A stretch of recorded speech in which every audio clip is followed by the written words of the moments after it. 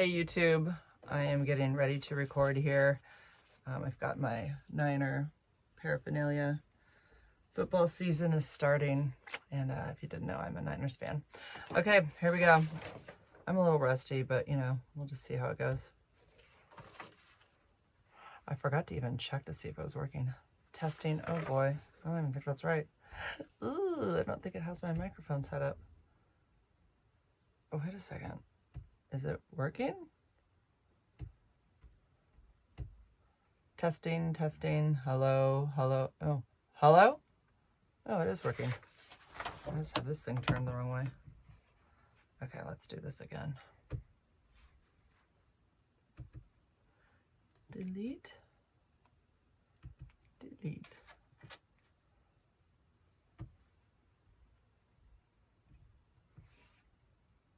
Let's see if it's working now. Hello, testing. Okay, that's working. Owen, are you still in here? Yes. Get out! I'm in the shower still. Okay. Oh, I didn't hear the water.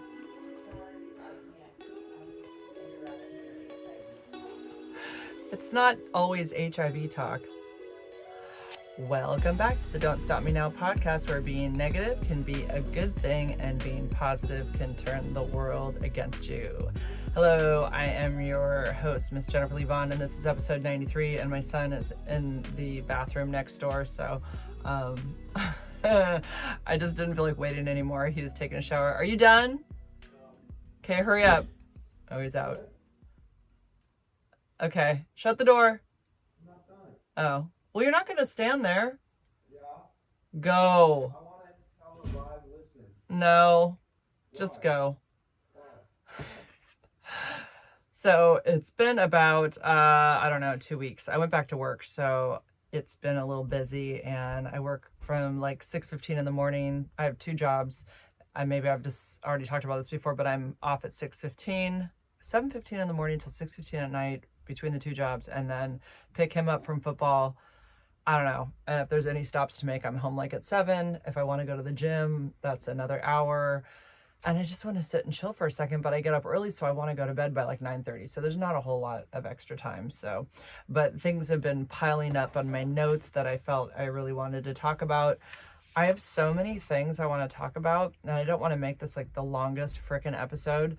I will start by sharing a comment about my last episode, my Lucy in the Sky with Diamonds episode. Jimmy's stock photo says on YouTube, I really enjoyed the story. I could really imagine it down to every interaction and detail. It also made me feel less ashamed of humans and our need to express sexuality. That's just in case my son is in the bathroom still. The whole night sounded like something out of a movie. It like literally felt like that. Also, you have great service.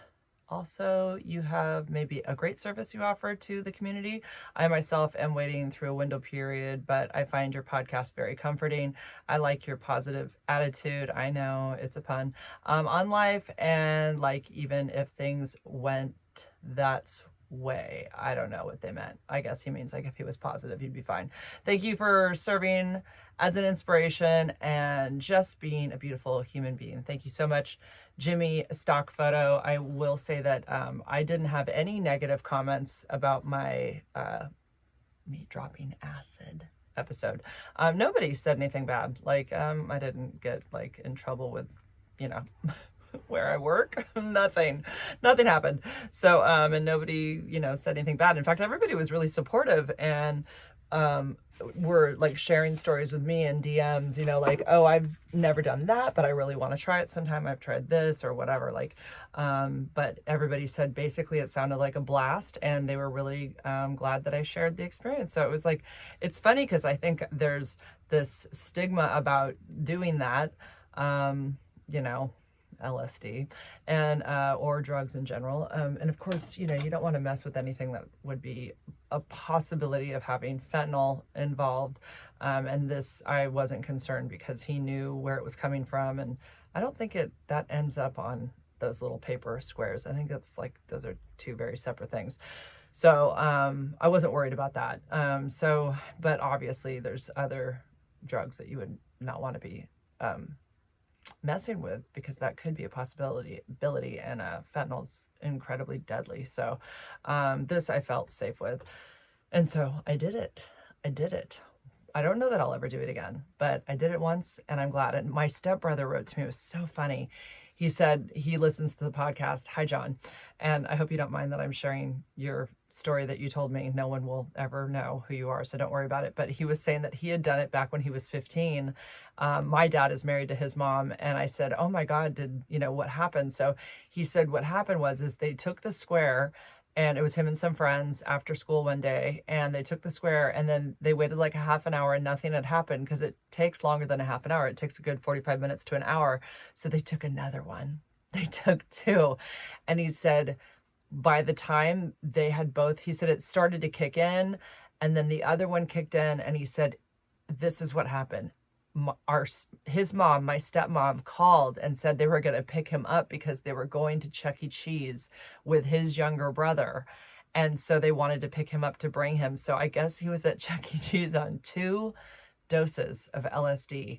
Can you even imagine? Like, from, what you hear the stories, if you've done it, if you know kind of about what happens and seeing like crazy shit. Can you imagine being in Chuck E. Cheese and being on 2 doses of LSD? So he said he started to freak out, and he had to like tell his mom what he'd done. And I guess they called my older brother, Brian, who is like, a rocker. Hi, Brian. Brian listens to this too. Brian's, I'm sure, done LSD. I don't know if I've ever even talked to Brian about Brian doing that before. I don't think I've ever asked my brother if he's done that. I'm assuming he probably has, but I mean, my brother definitely has done drugs, but so they called him for some advice. Apparently Robin called him, sorry, my stepmother Robin called him for some advice. And then John said that he stayed away from it or any kind of drugs for like a long time. So anyways, I thought that was kind of a funny story. But yeah, thanks for everybody for being so nice about that. Okay, let's see. I'm going to check off things. So sometimes I'll look at my notes and I'll be like, I had that written down. Why didn't I talk about that? Jeez.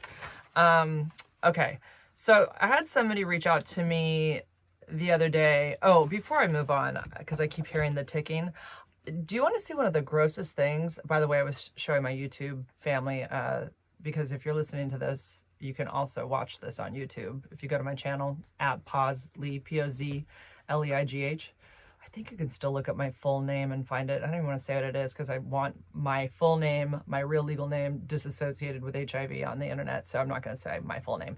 But anyways, I had said to my YouTube family that I've got my Niners sweatshirt behind me because it's football season and I am a loyal Niners fan. Anyways, there is something that sits around my house, and I put things in it every single day, and I continue to grow this bag of this is, if you are watching on YouTube, you can see this is a big, like a Ziploc bag, the bigger sized one. I think it's a freezer bag. What is in here is a load of cat fur. And what's also in here is a bunch of dead and live fleas. So I have this flea comb. This is disgusting. How disgusting is this? So it's sitting here, it's going tick, tick, tick, tick, because there's fleas jumping inside. And this is how I handle my flea problem with my cats. So during the summer, we get a lot of fleas. I think they come from outside around the perimeter of the house. They get on one cat and then they get on the other 3, because this one, and there's one in here right now. If you can see, that's Olive. What are you doing?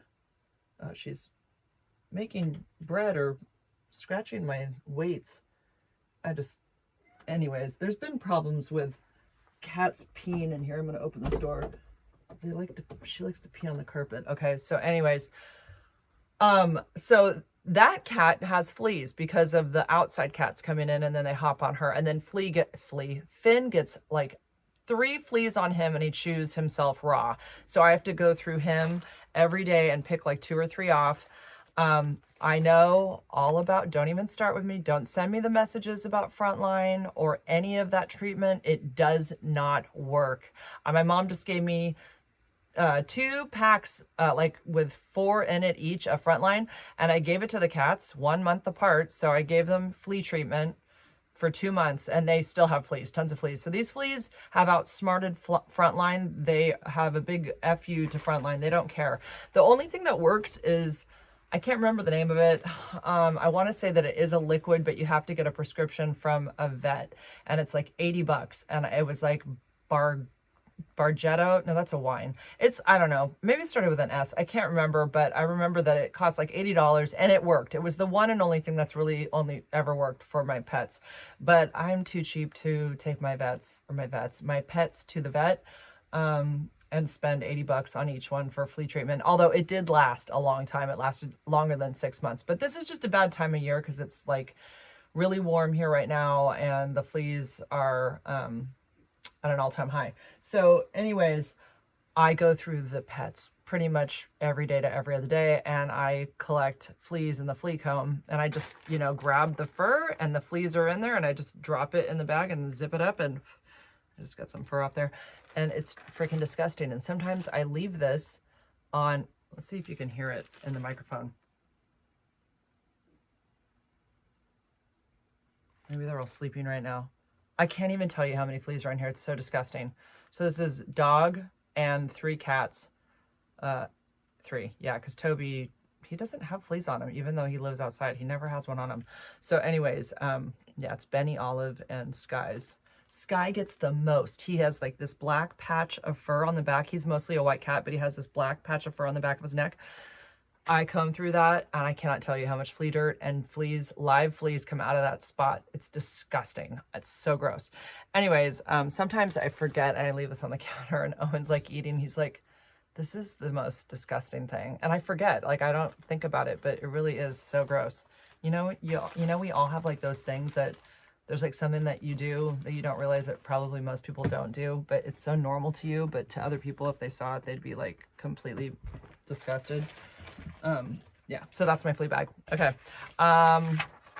So, oh, and speaking of animals today, so yesterday I was driving home from work because during my lunch break, I come home and I walk my dog and then I make my lunch to bring it to my second job. I don't like to make it in the morning because then by the time I eat it, it's just too much later. So I do it in between. It's a long story, but anyways, I come back for a break. So I had come home and I passed my second, well, anyways, let's just say I passed, well, the school that I go to, the second school that I go to in the day, and all was fine and well. And then I went back to my other job, and then I went back to my other school 2 hours later, and there was a dead raccoon in the road right by that school. So it had happened in those 2 hours from when I had come home to when I went back to that second job. So it came out of the median, because there's like this median with like trees and some bushes and stuff. So he was really cute. He was very small.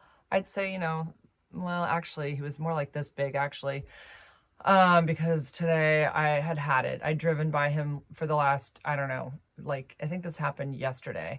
So it'd been over 24 hours, and I saw the people that manage and maintain the foliage, you know, it's the city, pull over into this alcove, like it's like a turnout right there where the raccoon was today when I went home from my lunch. And I thought, oh, they'll handle it, because don't they handle shit like that? I don't know. They're like Watsonville County.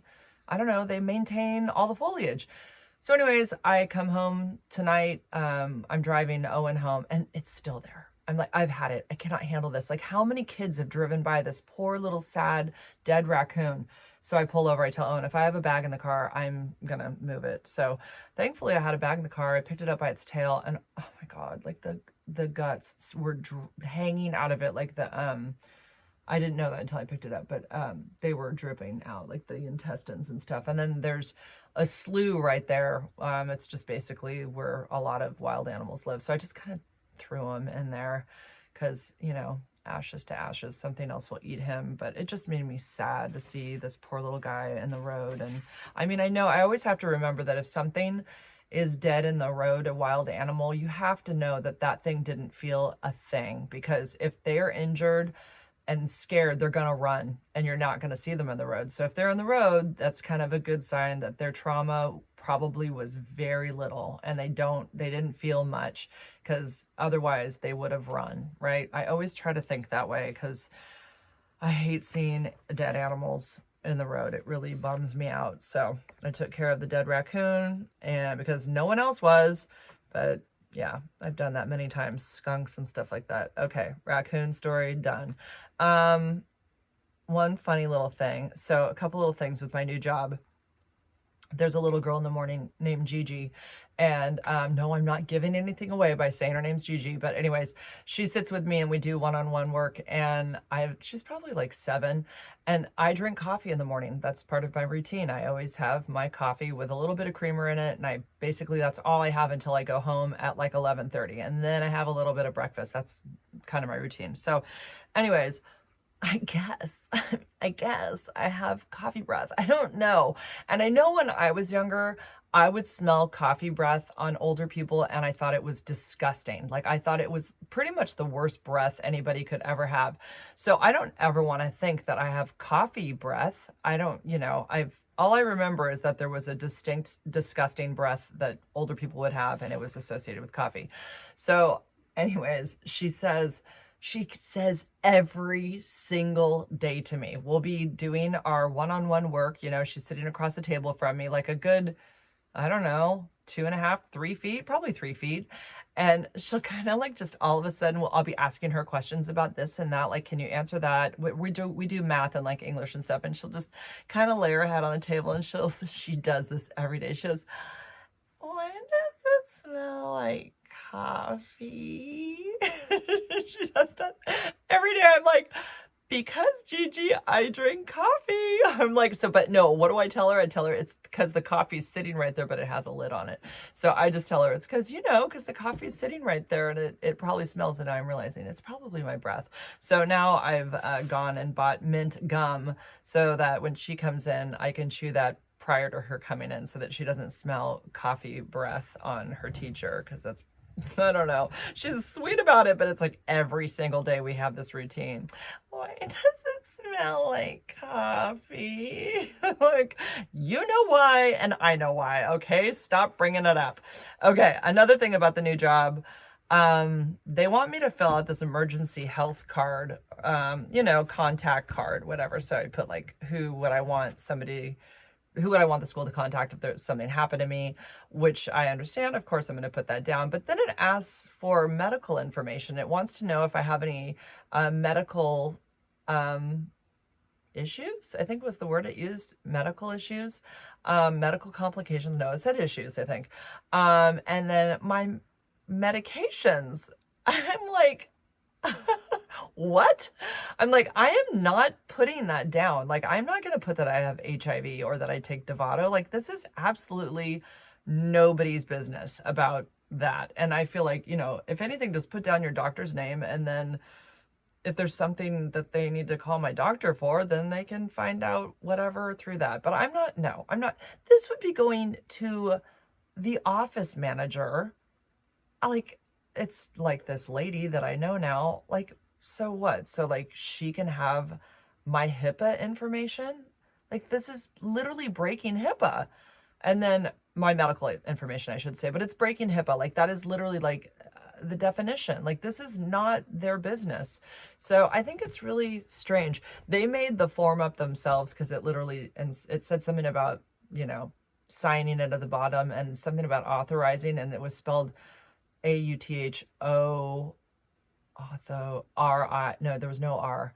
It just said authorize. Authorize, oh my God, did I get that wrong? No, it didn't say authorize. There was an R missing for sure. Authorize. Anyways, it was missing a letter. And so you could tell that somebody had just written this up and they were asking for contact info. And again, the contact info is fine, but my medical information isn't. And so I put that on my Instagram story today, and somebody wrote to me and said, well, like, doesn't everybody know already? Like, why do people think that? That kind of blows my mind. Like, you really think there's so many people in our district, like thousands and thousands. You really think like there's like a message going around telling everybody that I have HIV? No, nobody gives a crap.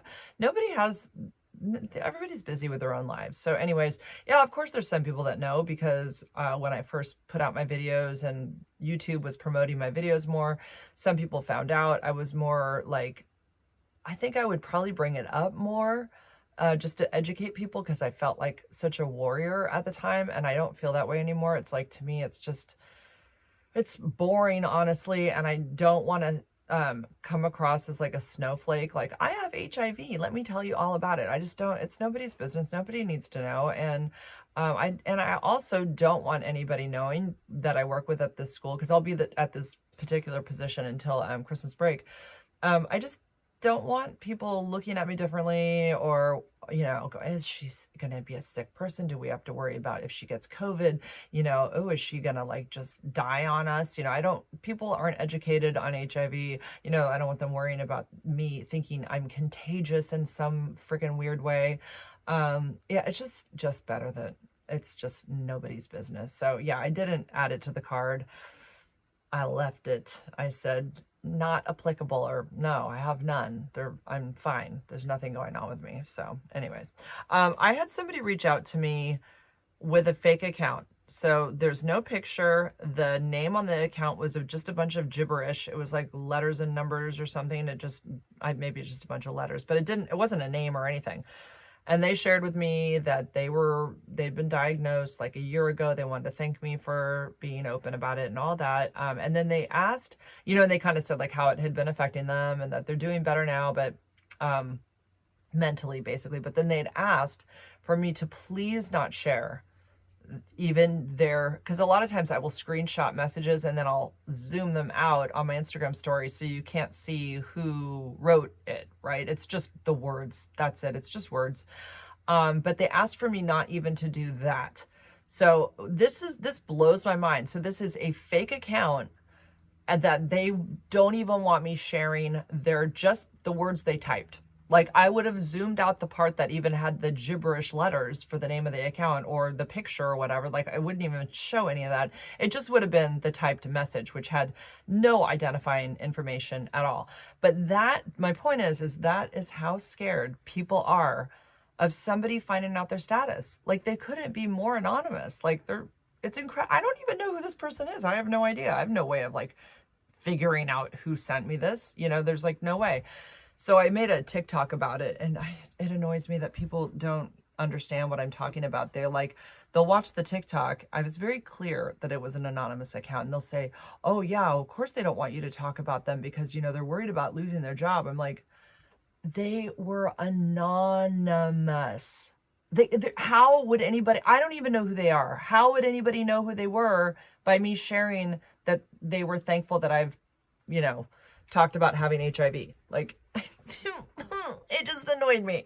I definitely am hormonal right now because everything is annoying the shit out of me, including, oh my God, listen to what happened at Target today. I think I said everything I wanted to say about that. So I am in Target in line to get my Dovato, ironically. And well, first of all, it was weird. I was on the phone with Ryan. She calls me, my daughter. I didn't realize she was actually in the parking lot of Target. Joey was inside of Target. So I'm on the phone with Ryan, and I walk in, and there's Joey talking to two people. I'm like, oh my God, hi. Like, I've got Ryan in my ear. My daughter Joey's right in front of me. So I'm like, hi. Which none of this is that surprising because, like, we live in a pretty small town and everybody goes to Target. So Joey walks over with me to the pharmacy, and I am on the phone with Ryan still, but, not obnoxiously. I'm just like, hey, I'm with your sister, and, I'm going to get in line. I have a prescription I'm going to pick up. So I'm talking to Ryan, not in a loud tone in any way. So Joey and I get in line. There's about 3 people ahead of me. And this lady in scrubs, a little older than me, looks tired. I'll say that. I must say that. She looked a little tired from her day, and she's a little cranky, apparently. So she gets in front of me, and it's really clear that I'm in line. So I said, I'm in line. Like, I said, oh, I'm in line. That's what I said. Oh, I'm in line. Like, if you hadn't noticed, like, I'm literally standing in line. So she doesn't, not any like, oh, sorry, I didn't notice. Not that at all. She walks behind me, but hesitates for a second, walks behind me. And then I hear something about, I'm still on the phone with Ryan. I hear her say something about being on the phone and being in line. And I'm like, are you kidding me? Like, everybody's on the phone everywhere we go. Like, and I'm looking around going, are there any there's not one sign when you're in line for the pharmacy that says you can't be on your phone. The DMV says that, but not Target pharmacy line. They don't give a shit. So I'm completely consumed by this lady standing behind me. And so I can't even talk to Ryan anymore. I'm like being really quiet because I feel like if she's bold enough to like mutter that out loud behind me, like she's gonna say something else if I'm on the phone with Ryan. So I tell Ryan I'm gonna go and I'll call her back when I'm done. So I get off the phone, and of course, that part of the conversation was super quiet because now I'm aware of this woman being mad about me being on the phone, which is like weird. So I stand in line, I get the next two people go, and then I go up, I get my Dovato, and I have to pass her to leave. So as I turn around to leave, because she's first in line now, she is glaring. She's glaring at me. Really? So I do not break eye contact with this bitch. I'm like, I'm ready to fight her. I kid you not. I do not know what came over me, but I was ready to fight with her. So I'm passing her and I'm looking at her like with my head cocked, like, are you kidding? And so I keep walking, and she's got her head kind of like, she's kind of got her like her face turned down, but she's looking up at me. Her mouth is pierced, and she looks pissed with a capital P. I do not know what crawled up her ass and died. She was in a foul mood, clearly. Maybe something happened at work. But anyways, so as I'm about to pass her, I'm continuing to turn my head as I'm walking to look at her like I did not break eye contact. I'm so proud of myself. And then she gets called up. So she breaks the eye contact because she's going to go up to the pharmacist.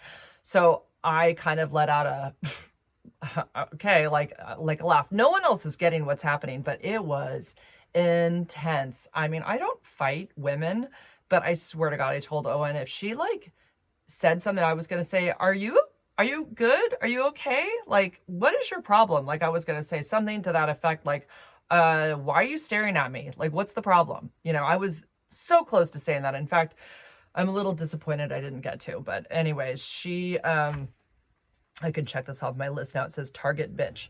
There we go. So I don't know what came over this woman, but she was very unhappy. Maybe she doesn't like my blonde hair. Maybe that's it. Hold on. I have like okay, I don't want to say it, but I had crap in my throat and it was like bugging me. I had to like clear it. Okay, I did that without even making a noise. Perfect. Okay, I am watching on Netflix many things. Down for Love, I think, is great. This is the dating show for singles who have Down syndrome. The one thing that I take away from it is that none of them have the possibility, it seems like, of getting like an ick from somebody. They are all so damn accepting of everybody. It is so pure and so sweet, and I love it. I wish we could all be like this. It is so precious. I love watching them. I think that the way that they handle their dates and how sweet they are to like strangers, you know, to the other date, is really lovely, honestly. And it should teach people, like, we're all kind of a bunch of assholes. I swear to God. People with Down syndrome are really, I mean, I know they say special and all that, but really they truly are. And I do love working with kids with Down syndrome for that reason. They do see the world differently, and I love it. And you know, they're adults, you know. So I would say, like, the girl, like, there was a girl, her name's she was in the movie Poppy. I mean, it's the actress who played Poppy. She's so sweet. I think they're all from Australia. I'm pretty sure they're all, because they all have, yeah, it's Australia. She, you know, like, she could be my friend. Like, I mean, I don't see like how her intelligence level is that much lower than mine. I mean, she's like, seems like a down to earth, really sweet girl. She seems smart and like quite normal, honestly. I'd say the guys seem like they're a little intellectually less than like her. And there was another girl, I'm not remembering the other one as much, but they're so sweet. Like, you know, they say like, you know, would you like to dance, or would you like to dance? Oh, I love to dance. Would you like to dance? I would love to dance. Like, I mean, this is how everything's handled. It's just like, ask a question and the response is always very positive and very sweet and like always a yes. It's like, and then it's like, how did the date go? And then sometimes there's some awkward silence and you always think, oh, it's maybe it's not going that well for them. And then they interview them after, and they're like, what did you think of your date? And they're like, I thought he was amazing. I am in love. Like, they go from like meeting somebody to like falling in love overnight. It's fine, it's fine. Nobody gets the ick at all. People think that the opposite person that they're dating is super happy about that person falling in love with them like immediately. I mean, it's so different, and I just like it. It's so refreshing. I'm also watching The Ultimatum, which is a bunch of couples that have so it's like, I don't know, 5 couples, maybe 6 couples. One of the people in the pair have decided to give their partner an ultimatum to get married or move on. So it's an experiment where they basically get to date the other couples. They go and date around. So they go on these, I'm quoting, dates, where they're being just filmed in like a big room basically, or around a pool, and they're like meeting people. They're having like speed dating almost with the other. So if like let's say I was with somebody who wasn't wanting to marry me and I was getting frustrated, I'd say, I'm gonna give you the ultimatum, let's go on this show. And you sign millions of paper, millions of what do you call it, you sign your life away basically. And then you go on the show, and then I and my boyfriend basically get to go out with the other, like I get to go out with all the other guys that are on this show, and then my boyfriend would get to go out with all the other girls. And then you have a big get together, and you pick which one you want to spend your quote unquote married time with. And then you get to be in an apartment with this person. And sometimes to be respectful of their partner that they're not with, who they're not supposed to have any contact with for a period of, I don't know, like 3 weeks. Sometimes like maybe they feel bad, so they won't sleep in the same bed as the person. But sometimes people are hooking up. And then after, they're deciding whether they want to be with that person or not. And it's all kind of crazy. And then there's the big ultimatum moment where they come together, and they're filming them in some beautiful location, and it looks like it's all set up to look like a wedding proposal, but you don't know, is that person going to actually say no? Are they going to ask that person to marry them in the end? And is that person going to say yes or change their mind? Like, so there's all these different scenarios. And anyways, the first 8 episodes were great. The first 2 were crazy. I just saw a TikTok on somebody explaining it, because one of the couples had to leave the show. A little bit of a spoiler here, but the girl who was going batshit crazy because her man was talking to another woman, which was like, she's signed up for the show. Like, she wanted this because she wanted him to ask her to marry her. So she can't get pissed off that he's going and talking to other women, because like, she signed up for the damn show. She gets to talk to other men. Anyways, she lost her shit in the parking lot and everything. So anyways, she ends up pregnant, and so they had to leave the show. So that was like some people thought that she made that up just to get him off the show because she was so jealous. But anyways, she has a kid. I guess they have a kid now, 4-month-old kid. They're still not married, but she got a baby from him. So sounds like a goddamn nightmare, honestly. But anyways, it's a good show, and I'm waiting for the rest of the couples. All of the experiment has already happened. They've already had their trial marriages with the other couple people, or the other people that they picked, and now they've had and then they go back to their original boyfriend or girlfriend, and then they live with them for 3 weeks. And usually that's just kind of like a big, like, I don't know, like they either get like really sad about the time that they didn't have with their person, and like, did you connect with the other person more than you connect with me? There's a lot of that. Or it's like, they realize like, God, I'm worth a lot more and you're not giving it me. I'm out of here. So it's interesting to see how they handle it. I mean, it's reality TV. How much of this is even real? I don't know. I mean, I guess it is real, because I watched the queer edition, and those girls were all over TikTok after talking about it, and it sounded like it was pretty damn real.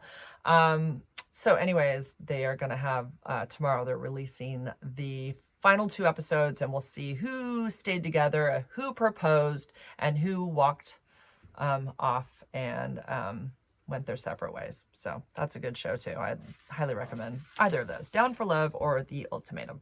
Okay.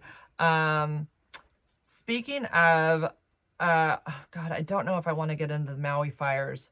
I don't know if I can deal. Okay, I'm just going to say really quick, because I've been absolutely crazy consumed with the Maui Fires. Okay, I've been to Maui I think 6 times.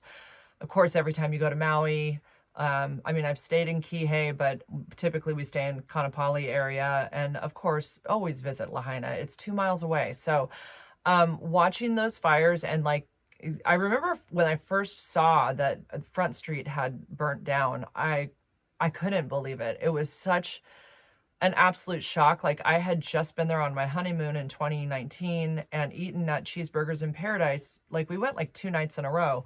And we would go down and get ice cream right after. I mean, we were down. I mean, I was like, he had never been there, my ex, and so I was like, yeah, of course we got to go to Lahaina. You got to go. We have to have dinner down there. And I have a picture of my view from our window. You know, you're like sitting with, it's like open, you know, you sit there, you're inside the restaurant, but it's an open, you know, it's like you're almost like on a deck. So I took a picture. I have a picture of that, like looking out the window at the ocean. It's right there. Yeah, so that was my first initial shock with it. Obviously, it was like this personal, gut-wrenching, oh my God, my Lahaina's gone. You know, what about the banyan tree? Oh my God, did it survive? Like, these are my first thoughts. Like, you know, those types of thoughts, right? Because this was a place that I have visited and I know it very well. You know, it's like they show it on the news and you're like, I know exactly where that is. Like, it's like, I mean, if you've been to Lahaina, you know, this isn't like a big town. It's very small. So you know every inch of it basically. And it's incredibly shocking because we all have this like, well, of course, what do we feel when we think about Lahaina? It's all good feelings. It's beautiful there. The weather's always beautiful. It's, you know, it's tropical. It's just meant to feel good when you go there. So to think that this spot is now in ashes and it burnt down is horrible. And then we start watching, well, for me, it's TikTok. That's where I get my news because, to tell you the truth, I don't trust mainstream news. I go with firsthand accounts and footage that people have actually taken with their phones, and they're speaking their firsthand accounts, which I feel like is way more powerful than what the news wants to give us. So I do get my news from TikTok in regards to something like this. And so, yeah, I start finding out that, well, you know, we find out that a bunch of children had been sent home from school that day because of hurricane type conditions. There was no rain, it was just wind. Not just, it was heavy wind. So all these kids had been sent home from school, and there were no sirens. So Maui, Hawaii, and like all of the islands are known for their siren systems, as most people know, for the tsunami warnings, right? But you know, there's been like, they weren't used at all. And I don't think that they, any kind of electricity is needed for them. I'm not sure how they work, but, although the electricity was on still, but anyways, they could have been used, but they neglected to use them. And the guy who was in charge of that basically said, well, it would have been confusing to people because people in Maui have been trained. Although I've seen locals talk about this on their TikToks. They're like, we've had no training. There's like no course that we take for this. They've been trained, he said, to go uphill if there were a tsunami. And so if we had the sirens go off, they would have run towards the fire. Well, I think, you know, instinct would tell them otherwise, that would not be the right direction to go. But regardless, what have we found out since? We found out that Front Street was barricaded, so people couldn't get out. So there was police barricades. Front Street runs along the ocean. It's where all of the restaurants are and the shops. So people that went down to Front Street where they were directed to go got stuck and couldn't move any further. And so unless they broke the law and drove past the barricades or on basically the wrong side of the road, their cars were stuck and they had the choice of staying and burning to death in their cars or jumping in the ocean. Unfortunately, a lot of people were hearing that jumped in the ocean didn't survive because, you know, you've got the fumes and the flames that are coming over the ocean or right over the ocean. It's sucking the oxygen out of the air, so people aren't able to breathe well. There's smoke, you know, there's just a lack of oxygen in general. People were also, from what I've heard, couldn't tread the water. They were in the water for hours. Those that had, like, there was some family that were floating, holding onto a door that was in the water. There's really some just horrific footage of, my alarm just went off on my phone. I hate that it cuts my my editing, or it messes up my editing. Now I have to edit this video or put the two pieces together. Otherwise I could just upload this straight to YouTube, but since there's two pieces now because my alarm just stopped my recording, I have two pieces of video now. Oh well, it's okay. Anyways, so yeah, really horrific images of, like, there was a Rottweiler. How am I ever going to get this out of my head? A charred Rottweiler on Front Street, dead. I mean, so of course the numbers are super low as far as like how many have died. It's stayed like a very stagnant 115 for like the last week, that, but apparently there's like easily over 1,000 missing. And why is this happening? Like, what is happening? I know there's a ton of conspiracy theories about it, and it's crazy. Like, I mean, this land is very, very valuable, and the people that live on it are, you know, there's like Hawaiian blood on this land. This is like their land. This is where their heritage comes from, and they don't want to give this land up for big real estate. And so there's talk that this was done on purpose to make the land available to, you know, people who have a lot of money who want to use it in a different way, because these people were not giving up their land. So there's that, because I know on TikTok they said the people that were affected, all these homes that burnt down, that they had realtors contacting them within days asking if they'd take a check for their land. And as everybody knows, Biden has only given $700 to each family. Like, what? Are you kidding? Like, what is this? What is happening? And you all know the whole thing that everyone says. I mean, you're giving billions to the Ukraine, but you gave $700 each to the families in Maui? What? Like, they're part of the United States. So yeah, and Oprah made herself known down in the shelters, like pretty much the next day. Like, she's ridiculous. Like, just Oprah, go the fuck away. Are you kidding me? With all of her money, she owns like 800 acres of land in Maui. Of course, her place was untouched. None of her land was burned. And she's down there passing out water. Like, she was all proud of herself, getting herself filmed around, walking around, meeting these people who had lost family, maybe their children, and she's going and shaking their hands. Again, Oprah, get the fuck out of Maui. Like, nobody wants you around. She was all proud of herself that she brought sheets. Like, they don't even have beds. What do they need sheets for? And pillows and diapers and shampoo. How are they shampooing their hair? They don't even have showers. Thankfully, most of these people are now in the hotels in Kaanapali, so Kaanapali is still kind of like off. We shouldn't be visiting Kaanapali is what I'm trying to say. Obviously, Lahaina we can't visit. Yeah, the whole thing's horrific. I can't even imagine anybody burning to death. I think it has to be the worst way to die. And we know these numbers are going to get way higher, but for whatever reason, the police chief of Maui says, they have to wait for DNA to match up, with family members of whatever's left of the people that they find. And this police chief is also the coroner of Maui, or Lion or whatever. He's the coroner. He's the head coroner. Like, what? This is a huge conflict of interest. I mean, talk about hiding information and evidence. So I don't know. I've heard stuff about that there's bodies in a freezer, like in a truck somewhere, that there was bodies in the water. There's a lot that hasn't been accounted for. And now the National Guard and the military have fenced off most of Lahaina, and they're keeping these quote unquote dust fences up while they go through and find bodies, basically, or whatever's left of bodies. By the way, this police chief is the same one who was in charge of Las Vegas police when the shootings happened in Vegas during that concert. So there's a lot of weird shit.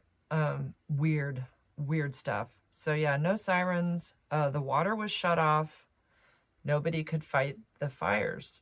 Like, what? There was also like some really weird stuff about like metal melting, aluminum melting off tires. You can see it in the videos where you see like metal running down the street like it's liquid, you know?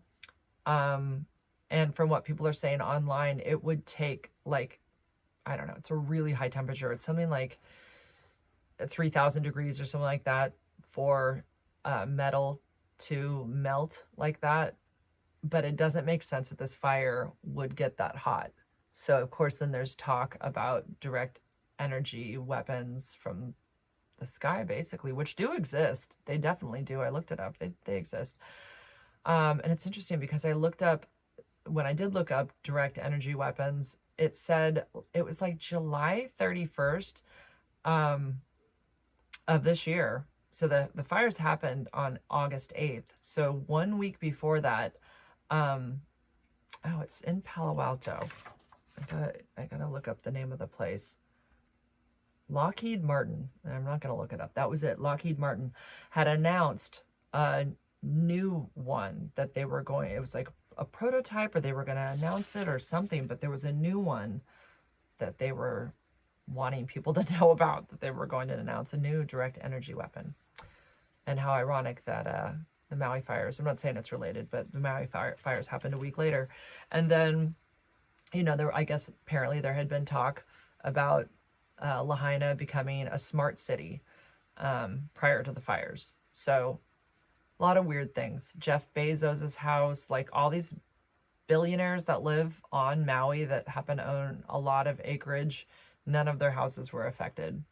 It seems like it was a very specific area. Yeah, there's some weird stuff, and I hope that they can get to the bottom of it, the people of Lahaina, and I really hope that they get their land back and they get to build on it and live where they want to live again. And I just hope that this doesn't turn into some big, resort area, because that's not what Lahaina was. It was like 1 stories, 2 stories, homes that were and then of course Front Street, which is, it's like a Cannery Row in Monterey, but even on a little bit of a smaller scale. It was quaint and it was sweet, and I hope that we don't lose that. And then there's that feeling of like, oh, I had this other thing, is that this woman had come on and said, stay the fuck away from Maui. Don't come. Because people were still snorkeling like the next day, like 2 or 3 days later. And people Lahaina were like, you're literally snorkeling in the same water that they're finding bodies in right now. Like, what are you doing? Like, get out of Lahaina or get out of Maui. Like, if you're traveling here, you need to go home.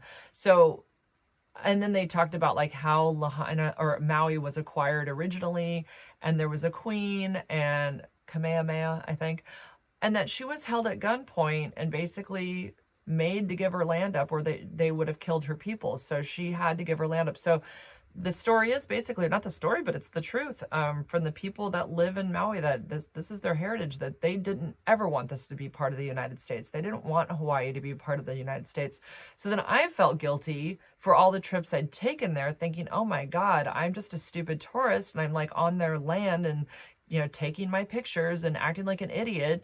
And I felt really bad about it. And I was like, God, I feel stupid for ever going. I feel guilty for even thinking I should even feel bad that my memories there are taken now because it's gone.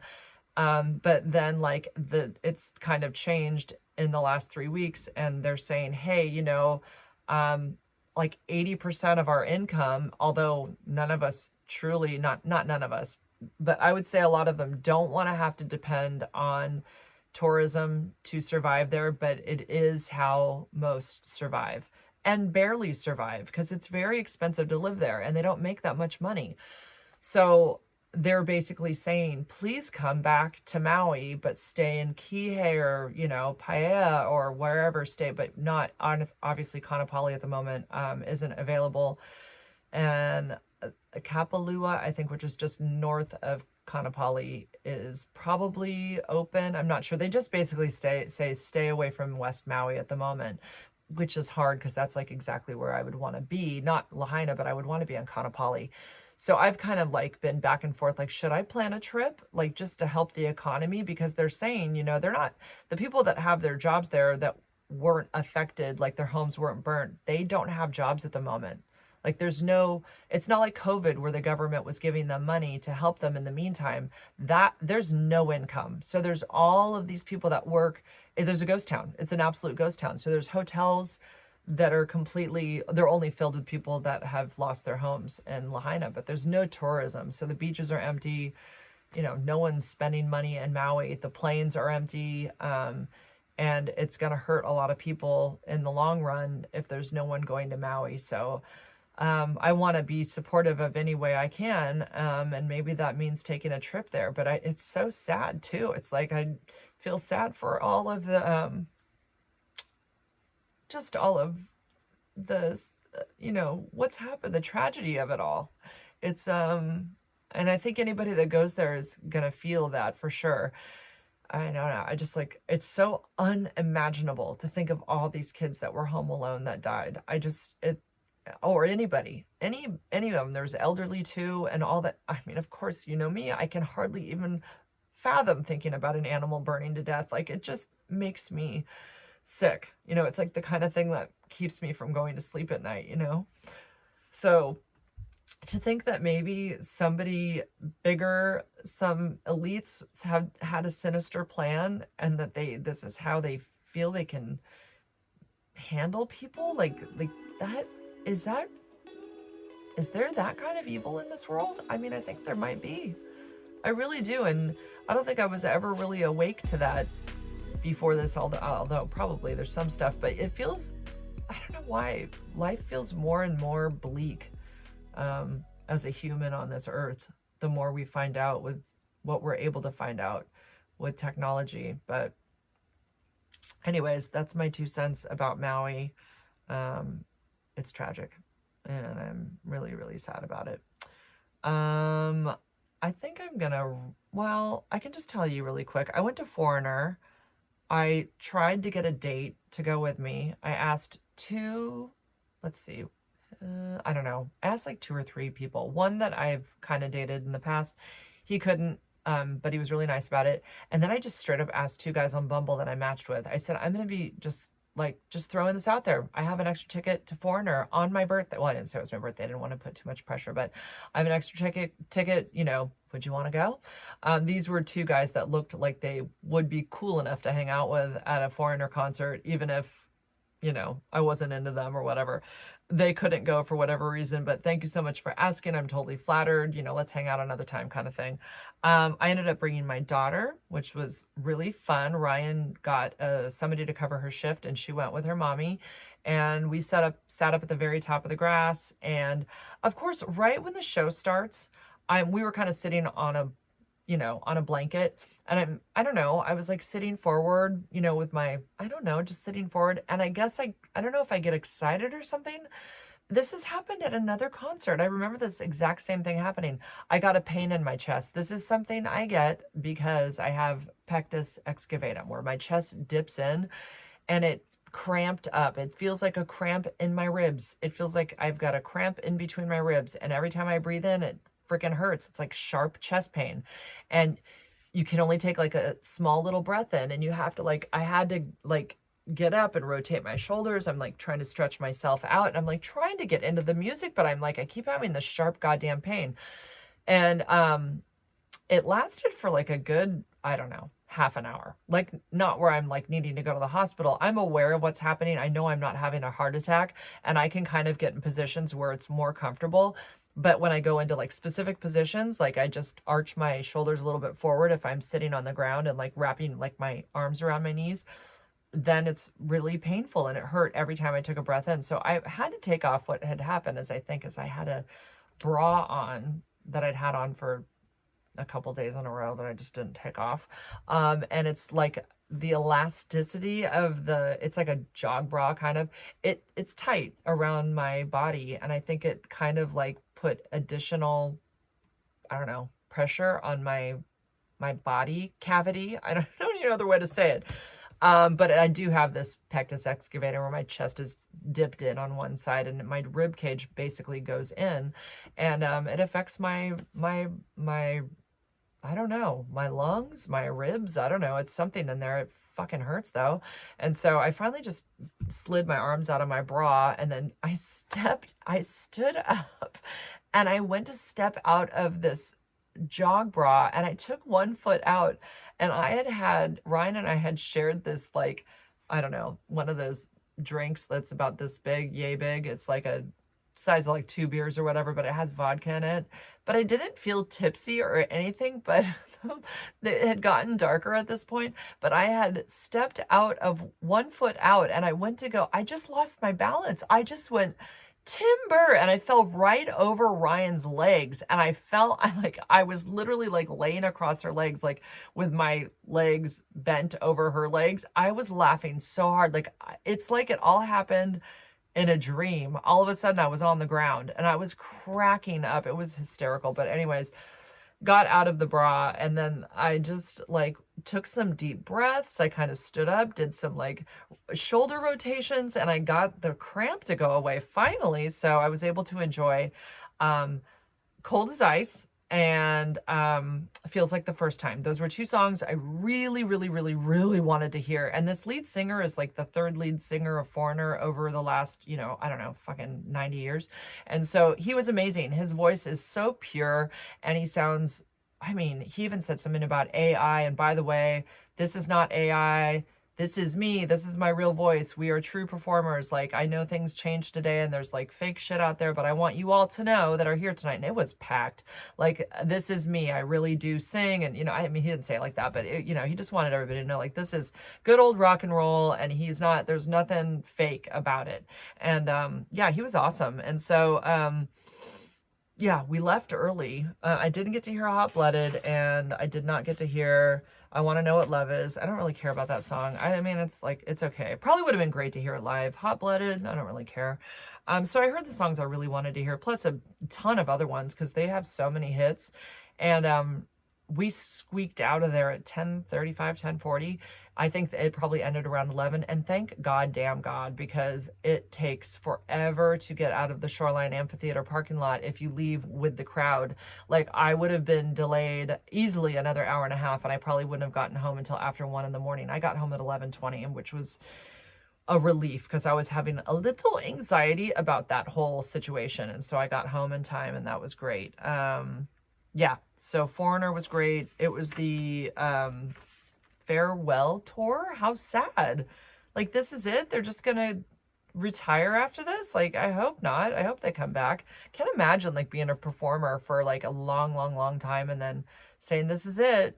I'm, gonna wrap it up, take a dirt nap after this. I don't know.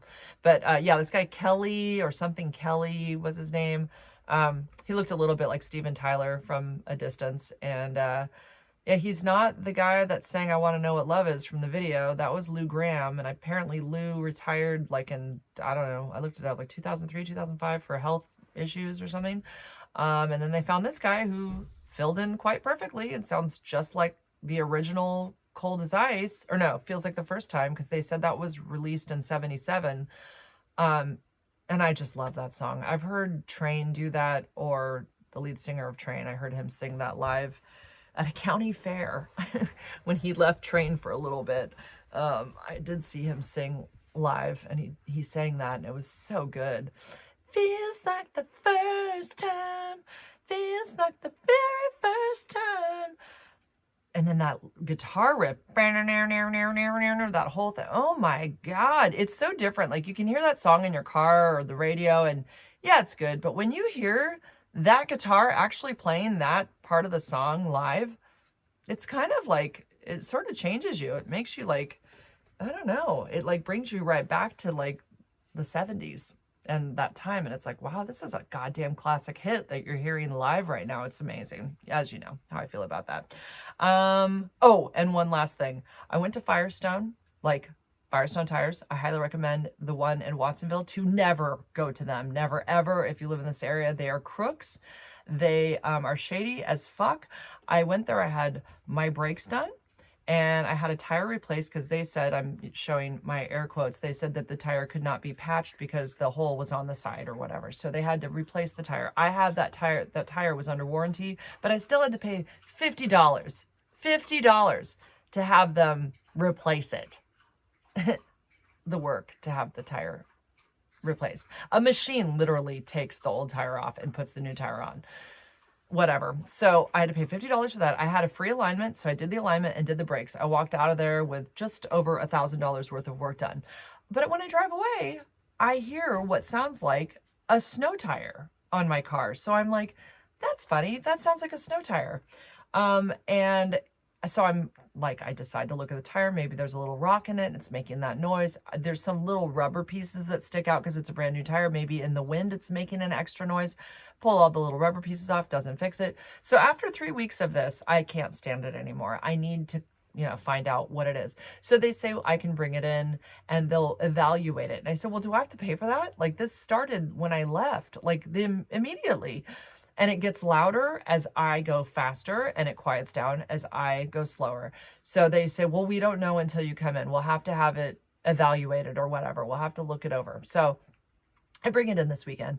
I leave, I go to the gym because my gym's like 2 blocks away. And by the way, I reiterate, I tell him everything that has happened since I've left. It makes this noise. This happened when I left. And he says, well, we won't know until we diagnose it. But, your car has a lot of miles. It's like it's an older car. It's a 2016. So there's a lot of wear and tear is what he says to me. I said, oh, goddamn. No way. He's already leaning that way because they're going to make it look like it's a brand new problem. So I go to the gym. I finally get a phone call from them about 2.5 hours later. And all I hear is the guy say something like, your car's ready. And I say, oh, okay, so it's fixed. And he goes, yeah. I said, okay, I'll be right over. I thought, oh, they fixed it. Perfect. So I come over there. And when I came in and dropped it off, they already knew they were dealing with somebody who was not suspicious, but I was already intense about what was going on. Like, don't come back and tell me this is a new problem, because this started happening the second I left here and it never made that noise before. So I walk in and the guy says, okay, so I went over the recommendation with you over the phone. I said, no. And he said, yeah, I called you and told you. I said, no, somebody just called me and told me the car was ready and that it was fixed. He said, I just talked to you. I said, yeah, but nobody explained anything to me. So there was that. He says, okay, so we're recommending you need to have your bearings replaced. And it's in the same wheel well that tire was replaced. How ironic. And he said, and if you're going to do one, you might as well do both sides. So this is both in the back, apparently. So $500 to fix the one that they're saying where the noise is coming from. And then, they give me a $40 discount if I do both sides in the back. So $964. And then you know what they do on the like recommended invoice? They add up the $500 to the $963 and make it look like the new total is $1,400. It's like, do you even get what you guys did? You like literally added the single to the double, where it's like, it should be one or the other. You don't add those two up, dummies. So anyways, that's beside the point. They also changed my oil. And I said, I didn't ask for an oil change. And they're like, they seem so confused. They're like, and then one guy's like telling the other guy, like, yeah, wave that. Because like, I'm about to lose my effing shit. So I said, so you're telling me this is a brand new problem? And this wasn't there when I came in. Like I've said this like 1,000 times. And they said, well, there's a lot of wear and tear on your car. And, it's probably about time that needs. So they're giving me their bullshit reason. I said, I will take it to my mechanic and I will not be coming back. I'm not having any work done. I want my keys. So I take my car. I talk about this on my Instagram story. I say, if any of you are mechanics, can you please tell me what the F is going on? And is this does this amount sound right? First of all, everybody says that's an absolute ripoff, what they would charge. Secondly, I asked somebody who knew, because about 3 guys reached out to me who are mechanics, but none of them live in this area. They're all like on the East Coast. But anyways, they said, basically, I said, is there anything that they could have done to fuck up my bearings to make them sound like this? And they said, absolutely. They could have just rubbed them in dirt to make them sound like that. So I had a text come through from Firestone yesterday wanting them to, obviously it's a what do you call it? It's like a company text that comes to you after you have service done at Firestone. It wasn't from this local office or whatever, local shop. So I get to do the survey, and I wrote a scathing review of what was done. I even said they're shady as fuck. And then they asked if I would like to be contacted by Firestone. And I said yes, but not by a phone call from them at that office. I want Firestone, like somebody from another Firestone, like higher management, to write to me via email. And then we'll go from there. I do not, and we'll see if anything even happens. It probably won't, but it is so annoying. My car sounds like it has snow tires. So if you know what that sounds like when you drive on the freeway, it's like, you know, like when trucks go by that have all the knobbies on their tires and it makes that noise. That's what my car sounds like all the time now. And it's only because there's something in the bearings that is being affected now, and it makes this noise. And it is, I mean, I get in my car every day and I hear it and I want to pull my hair out. And I know that it's because this Firestone in Watsonville is shady, and they fucked with my car. And I'll bet you anything, that day when I went to the gym and they quote unquote looked at it, they probably didn't even pull my car into their shop. They probably just wrote up that recommendation because they knew I wasn't there watching. And, you know, I just can't stand mechanics. I can't stand it. So anyways, I wish I knew how to fix cars. I really do. If I come back in another life, I'm going to learn how to be a female mechanic and never have anybody else touch my car again, because they did this. They did it for sure. Mechanics are shady. Okay, guys, I'm going to end this one here. I did not mean to go on for a whole hour. Hopefully you guys will listen regardless. And anyways, I hope you guys are all well. Thanks for listening. Love you guys. Bye-bye for now. Bye, YouTube. Thanks for listening.